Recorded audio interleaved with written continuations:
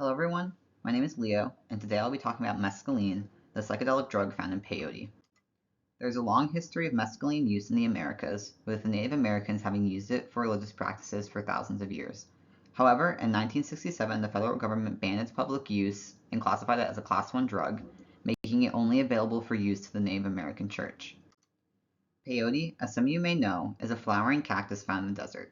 Slicing up this cactus and drying it produces what they call buttons, and chewing on these is one of the most common forms of administration for the drug. Soaking them in water to produce a form of tea is the other most common way to get mescaline. Since it's ingested orally, mescaline goes through first-pass metabolism, which delays its onset and increases its bioavailability. Mescaline actually has low lipid solubility, making its absorbance across the blood-brain barrier slow. The peak effects of it don't actually occur at its peak concentration in the brain. The effects start to appear after 30 minutes of ingestion, with peak occurring after about 2 hours. It has a half-life of 6 hours and generally fully wears off 10 to 12 hours after ingestion.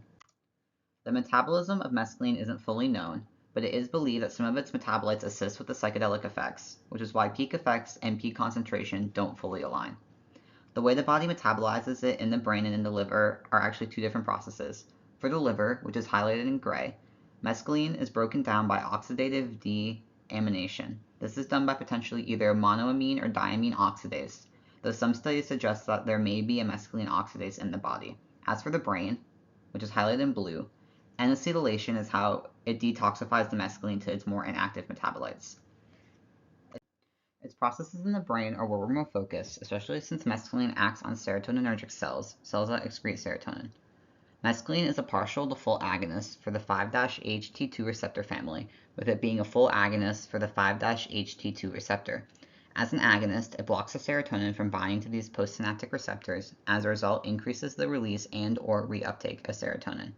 This leads to an increase of serotonin in our system and results in the drug's psychedelic properties.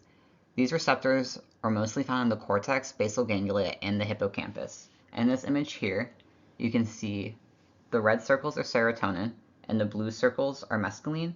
And as you can see, mescaline is attaching to these receptors to block serotonin from binding. As a psychedelic, mescaline causes hallucinations. These hallucinations can cause intensification of visual stimuli, hypersensitivity of touch and sound stimuli, altered sense of self-awareness and time, and a mescaline-specific effect called geometrization. This effect is when objects appear distorted, looking similar to that of a cubist painting. These effects can lead a user to believe that they can transcend Earth and space themselves, or they may be contacting some sort of higher being, which is why they believe they may have started being used in religious ceremonies. These effects, like other psychedelics, can either be welcoming to the user or very aversive, leading to a subjective experience with using the drug. Someone may have a good trip the first time, but a bad trip the second time, so there's no guarantee that each trip will be pleasant. Users of the drug can develop an acute tolerance to mescaline that will disappear after 3 to 4 days of abstinence.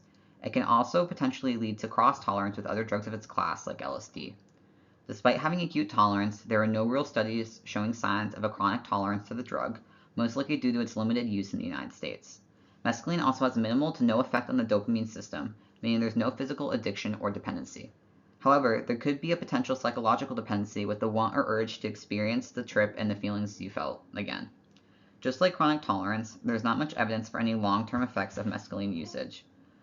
One study mentioned that for religious users, there were no long-term cognitive problems, but mescaline could still potentially cause HPPD, hallucinogen persisting perception disorder, in illicit users. And HPPD is when you will have flashbacks, or you will constantly feel a state of being in a hallucination despite having no drug in your system.